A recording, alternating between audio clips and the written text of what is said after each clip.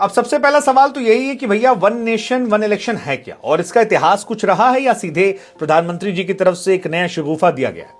तो इसका जवाब है कि वन नेशन वन इलेक्शन का मतलब है कि एक ही वक्त पर स्टेट के इलेक्शन, जैसे एग्जांपल के तौर पर देता हूं, उत्तर प्रदेश में या बिहार की बात कर लीजिए, या जैसे उत्तर प्रदेश का चुनाव है। उत्तर प्रदेश का चुनाव 2022 में विधानसभा हुआ, 2024 में होता है लोकसभा का चुनाव। लेकिन वन नेशन वन इलेक्शन से क्या होगा कि एक ही दिन पर आप जाकर वोट डाल देंगे, एक बार लोकसभा का, एक बार विधानसभा का, सारा झंझट खत्म। आप स्टेट में किसे चुनना चाहते हैं वो आपका मतलब है, और आप सेंट्रल में किसे चाहते हैं वो आपका मतलब है। तो आपके पास मल्टीपल ऑप्शंस होंगे डबल टिक लगाने के, यहां सेंट्रल में, स्टेट में। अब सवाल है कि ये क्या कभी पहले हुआ है? तो जी हां, पहले हुआ है। एक्चुअली यही होता था। आजादी के बाद जब 1952 में इलेक्शन हुआ तो स्टेट और नेशनल इलेक्शंस जो थे वो एक साथ हुए थे। 1952 में ऐसा हुआ, 1957 में भी जब देश में सरकारें चुनी गई तो एक साथ चुनी गई। 1962 में भी लोकसभा विधानसभा के चुनाव जो थे वो एक साथ कराए गए। यहां तक कि 67 में भी जो चुनाव हुए थे तो दोनों एक साथ कराए गए थे। लेकिन 68 और 69 में तमाम स्टेट्स में अलग अलग इश्यूज हुए और इनकी वजह से राज्य सरकारों को भंग कर दिया गया। जब भंग किया गया तो वो जो एक परंपरा बनी थी कि एक साथ चुनाव होगी, वो धीरे धीरे टूटती चली गई, और उसके बाद एक देश और एक इलेक्शन की परंपरा टूटी। 1969 या 70 से कह लीजिए 2023 तक ये परंपरा फिर खत्म हो गई। अब दूसरा क्वेश्चन आता है कि क्या ये 2024 में इलेक्शन है इस वजह से ऐसा हुआ, या इसके पहले भी ऐसा कोई माहौल जो था वो बनाया गया था। तो आपको बता दें कि नरेंद्र मोदी सरकार है वो ज्यादा चीजों को लेकर वन नेशन वन ये वन वन वन इस तरह की चीजों को आगे करती है। और इसी में 2015 में लॉ कमीशन के सामने उन्होंने वन नेशन वन इलेक्शन की जो रिपोर्ट है वो पेश की थी। तब यह मामला सुगबुगाहट में आया था। उस वक्त लॉजिक ये दिया गया था कि इंडिया में लोकसभा और विधानसभा के चुनावों में पॉलिटिकल पार्टीज का समय, पैसा बहुत ज्यादा जाता है, इससे सरकारी कामकाज में बाधा आती है, आचार संहिता लगती है। इस कॉन्सेप्ट को खत्म किया जाए तो इससे पैसे बच जाएंगे, और 2015 में ही सिफारिश इस बात की होती है।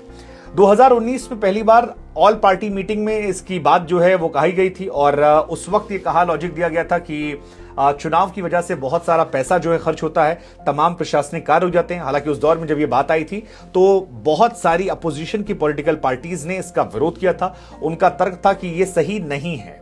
2019 में ऑल पार्टी मीटिंग में प्रधानमंत्री ने अध्यक्षता की थी, और उस वक्त टीआरएस या अकाली दल जो हैं उन्होंने इसका समर्थन किया था, लेकिन कई पॉलिटिकल पार्टीज थी जो इसके खिलाफ थी।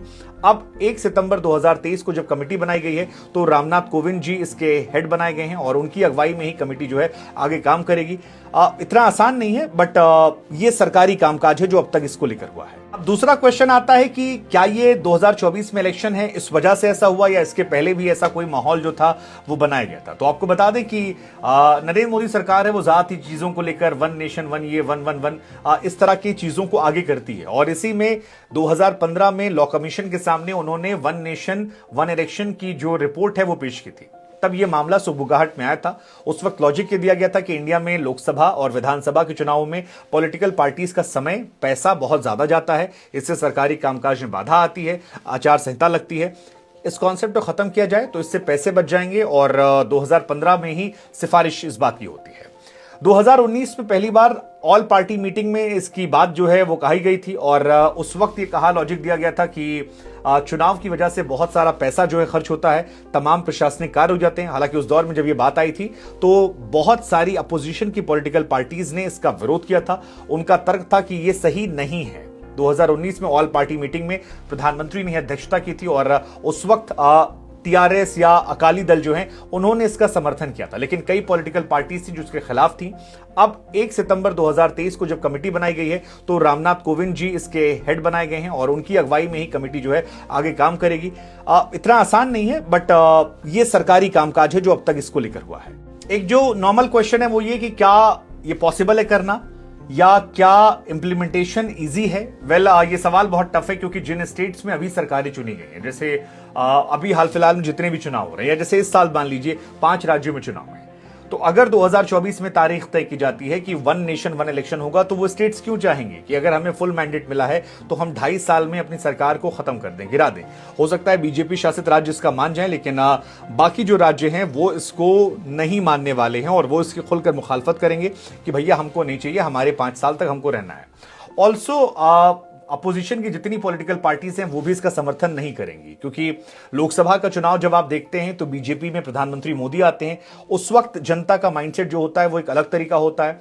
स्टेट्स में जब आप जाते हैं तो राज्यों में अलग अलग क्षेत्र जो होते हैं उन पर वोट पड़ता है, और हमने ये देखा है कि बीजेपी की ज्यादातर राज्यों में स्टेट लीडरशिप जो है वो कंपैरिजन में कमजोर है, वो अपनी सेंट्रल लीडरशिप के नाम पर वोट मांगते हैं। तो अपोजिशन के जहन में ये भी रहेगा कि अगर स्टेट और सेंट्रल के इलेक्शन एक साथ होते हैं तो कहीं ऐसा ना हो जाए कि देश में एक मोदी, तो हो सकता है उन्हें डेंट लगे कि ज्यादा नुकसान हो सकता है। वो जो एक इन्फ्लुएंस वोटर, जैसे दिल्ली में एग्जांपल दे रहा हूं मैं, दिल्ली में वही वोटर आम आदमी पार्टी को वोट देता है, लेकिन जब लोकसभा का चुनाव होता है तब वो जाकर बीजेपी को वोट देता है। बिहार में भी हमने देखा है कि लोकसभा के चुनाव में बीजेपी को ज्यादा मिलते हैं, विधानसभा में लोकल लीडरशिप को ज्यादा मिला, पिछली बार नीतीश और आरजेडी को मिल गया।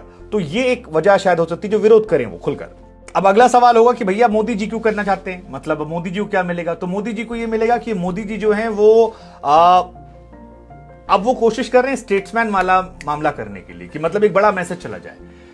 लोकसभा चुनावों से पहले ऐसा हो सकता है कि प्रधानमंत्री मोदी एक परसेप्शन बना रहे हो कि यार देश का पैसा जो है हम बचाना चाहते हैं, ये एक हो सकता है। जैसे 370 को लेकर उन्होंने किया, 3 तलाक को लेकर किया, प्रत्यक्ष तौर पर कुछ बीजेपी को फायदा या नुकसान जो रहा वो रहा, लेकिन पीएम की छवि को लेकर वो अपने आप को एक मजबूत कर लेगा कि यार हमारा सोच देश हित को लेकर है।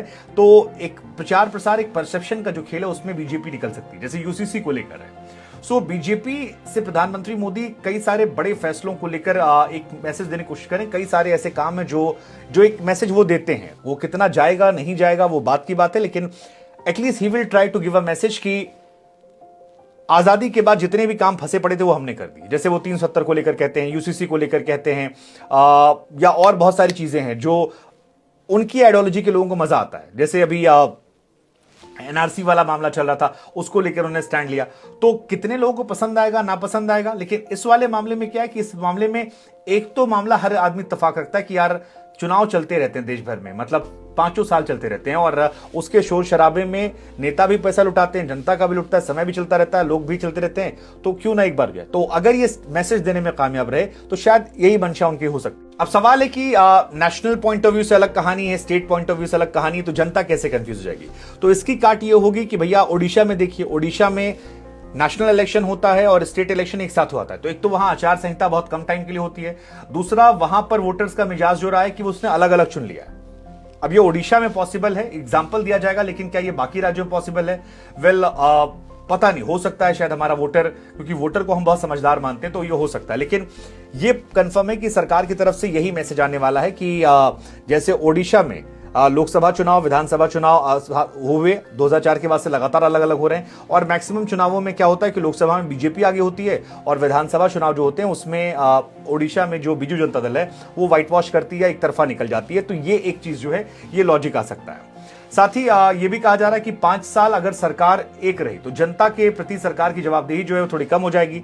अभी क्या होता है कि लोकसभा चुनाव जीतने वाली पार्टी को डर रहता है कि भैया अगर इस स्टेट में काम नहीं किए तो यहां हार जाएंगे, या स्टेट वाइज स्ट्रेटजीज बनती। जैसे मान लीजिए पंजाब में चुनाव है तो अब मंत्री पंजाब का हो गया, बिहार में चुनाव आ रहा था मंत्री बिहार का हो गया, यहां आ गया तो उसका हो गया, तो ये सारा रायता जो है ये खत्म हो जाएगा। लेकिन सवाल ये, क्या बीजेपी अपनी सरकारों को भंग करेगी? मान लीजिए यहां पर 5 राज्य में सरकार बन गई तो क्या भंग करेंगे? ये बहुत इंपॉर्टेंट पॉइंट रहने वाला है, क्योंकि अब मैसेज बहुत क्लियर है, विपक्ष नहीं चाहेगा कि उसकी सरकारों को भंग किया जाए, और क्या वो 2/3 बहुमत ला पाएगी या संसद से कानून पारित हो? हालांकि जो मेन समस्या है वन नेशन वन इलेक्शन को लेकर, वो एक तो यही है कि भैया वोटर का माइंडसेट ना खराब हो जाए, क्योंकि जो नेशनल में स्ट्रांग रहेगा उसको ज्यादा फायदा मिलने के चांसेस हैं, स्टेट वाले कम चांसेस। तो ये एक लॉजिक जो है। दूसरा ये है कि अगर मान लीजिए लोकसभा में ही कुछ गड़बड़ हो गया, 5 साल के पहले लोकसभा भंग कर दी गई, क्योंकि अब तक लोकसभा 6 बार 5 साल से पहले भंग की गई है, तो उस स्टेट में क्या होगा? मतलब लोकसभा भंग हुई तो फिर चुनाव कहां से होगा? तो वो बड़ी गड़बड़ मामला। 13 दिन की सरकारें देखी हमने, 13 महीने की सरकारें देखी हैं, तो ये सारी चीजें जो हैं ये एक इंपॉर्टेंट फैक्टर रहने वाली है। रामनाथ कोविंद जी को क्यों चुना गया? क्योंकि एक तो राष्ट्रपति रहे हैं तो कानूनी दांवपेच की समझ है, दूसरा बीजेपी के नेता रहे हैं तो वो भी एक स्ट्रांग उनका रहा है, मोरारजी देसाई के पर्सनल सेक्रेटरी थे।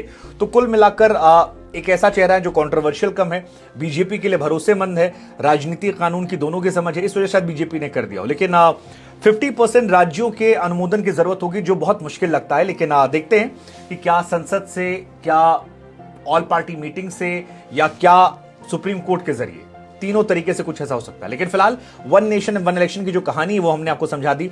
अब सवाल हमारा आपसे, आपको क्या लगता है वन नेशन वन इलेक्शन देश की जरूरत है या नहीं? और बीजेपी को इसके लाने के पीछे मंशा क्या हो सकती है? आप क्या सोचते हैं, क्या मंशा हो सकती है? वो जरा हमें कमेंट सेक्शन में आप समझाइए।